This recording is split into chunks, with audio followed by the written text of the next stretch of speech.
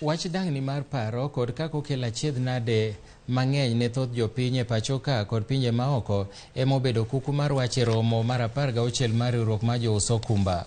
Jata tije maduong' e od thieth ma Chiromo Vincent Hongo owacho ni paro mar chike mar 2022 e wi thiedho dang'ni mar paro manoket e kogno mondo obed chik e dwe mar 6 higani en okang' maduong' ne sekta mar thieth kaluwore ni dang'ni mar paro koro inyalo thiedhe bwo okumba mar thieth.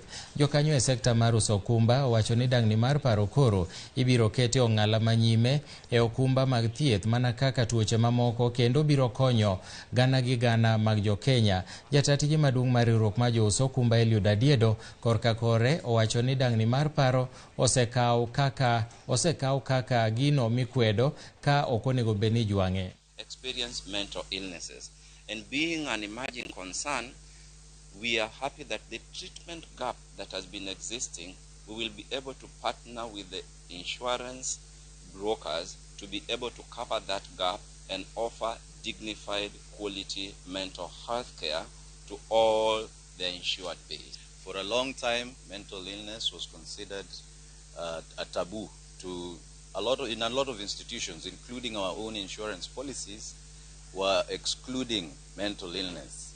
This has changed with the coming into the force of the Mental Illness Act. So we will be talking more about that. We want to have what we call a lived experience. Personally, I have experience in family, and I'm sure a number of us are family or relatives, or we know someone who has suffered mental health. So we want to demystify that and bring it to the Kenyans so that